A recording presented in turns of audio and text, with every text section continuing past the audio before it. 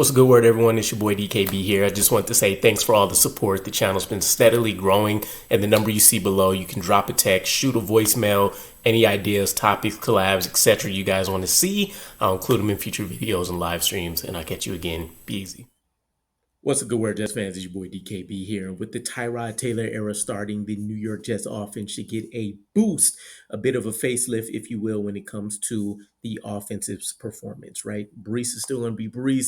Braylon is still going to be Braylon. But when it comes to the weapons, Garrett Wilson down to Arian Smith, Mason Taylor, Jeremy Ruckert, there's going to be more consistency, that veteran presence, the calmness that they should benefit from. But Garrett Wilson, we need to specifically talk about because just the trend of how Tyrod Taylor has performed over the course of his career, there's interesting numbers on both sides that speaks to one, Garrett Wilson potentially having a career day over the course of any games that him and Tyrod Taylor are sharing, but two, Garrett Wilson's on pace to make some history here, which would be unprecedented because we haven't seen it at any point in the NFL career here. But let's talk about one of the issues within this offense. I think many people walking in, no matter how you felt about Justin Fields, knew that Garrett Wilson was going to be the guy for this offense right now. Now, we expected there to be a ton of rush attempts and stuff,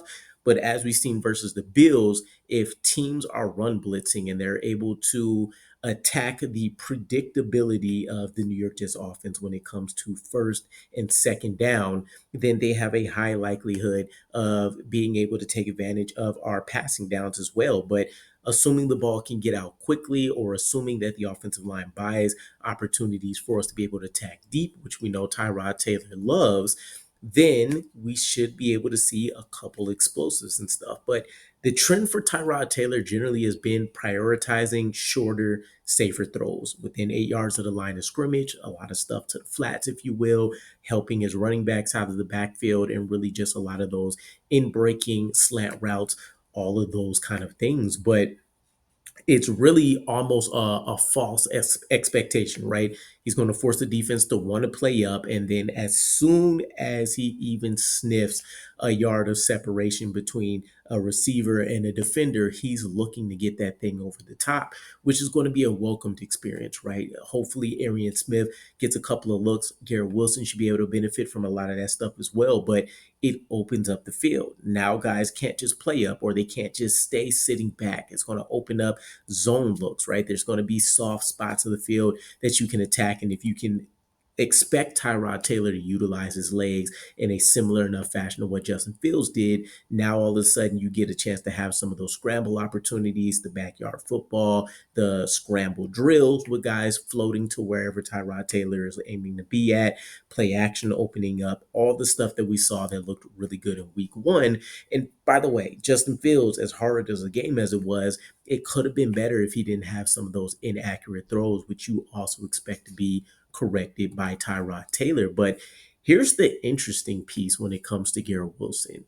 Through our two games, he has a 40% target share ratio, meaning out of every 10 passes, he's getting four thrown his way, which doesn't seem significant, but generally the peak is 35%. And I think Cooper Kupp hit that mark a couple of years ago. You're talking about Calvin Johnson in the prime of his career being around the 30s, for example. It's high usage, especially when you're considering these guys are getting, as number one wide receivers, 150 plus targets a year. But consider how crazy this number is. In 2024, Garrett Wilson had 26%. 2023, he had 30%, 2022, a 25% target share. And these are at times where he didn't have a Robin to him being Batman, right? Devontae Adams ate up a lot of snaps last year, for example. Brees Hall, when he was healthy, he was seeing a lot of receiving looks because there was nobody else realistically to throw to. And what situation do we find ourselves in this year? Garrett Wilson and essentially nobody else. When you look at what's happened through two games, outside of Garrett Wilson being targeted 40% of the time, which equates to 17 targets, no other offensive member that can be thrown the ball to has double digit looks. In fact, Garrett Wilson has more combined targets than Brees Hall, Tyler Johnson, Mason Taylor, Isaiah Davis, all four of the top guys. You could throw in Josh Reynolds prior to his injury, all guys that we expected to be a heavy enough factor into us having a successful passing attack, but it's quite literally being Garrett Wilson and everybody else. And the good news is this isn't unfamiliar territory for Tyrod Taylor. When he was starting as a quarterback for the Buffalo Bills, Sammy Watkins was his guy, and he was peppering him with targets religiously before he was able to get a semblance of additional help from anybody else that wasn't a running back.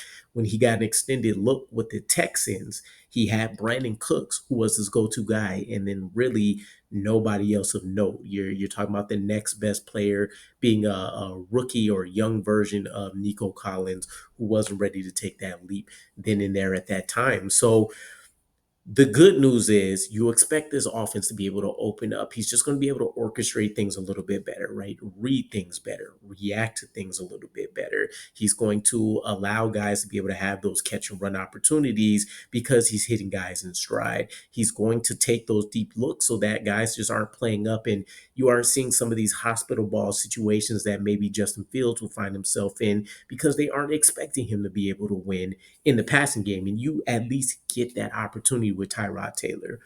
One of the last things to note here to just emphasize how much Garrett Wilson is a factor in this offense. And if for some reason, knock on wood, that he goes down, this is how detrimental this is going to be. There's only two other players currently with a 40% target share on the season, offenses that also generally go through their number one wide receiver, but these guys at least have alternative options. It's Zay Flowers with the Ravens, who historically don't have a ton of success with anyone that's not their number one wide receiver, anyways. And the Seahawks with Jackson Smith and Jigba. We desperately are going to need to be able to find an answer, whether it's Rutgers stepping up, Mason Taylor, Josh Reynolds return, Arian Smith suddenly recapturing that training camp form. I don't know what it's going to be, but something's going to need to happen there, right? So on one side of things, you have Garrett Wilson that could potentially make history, assuming he can last the entirety of the 17 games for the season with that 40% target share. And you have, again, this quarterback controversy that I've touched on a little bit here, where I don't know what it would take, but Aaron Glenn was asked this in his press conference yesterday, by the way, that if Tyrod, I think I'm paraphrasing, but it's something along the lines of if Tyrod Taylor goes out here and finds a win or he plays an excellent game, would you consider starting him right now? I think actually the question being phrased was, is it possible for guys to lose their starting jobs due to injury? And he didn't want to address that. So a bit of an out, but it at least left him the open air to, if he makes that decision, he wasn't questioned as having a line drawn in the sand of no, we're going to allow guys to come back and play.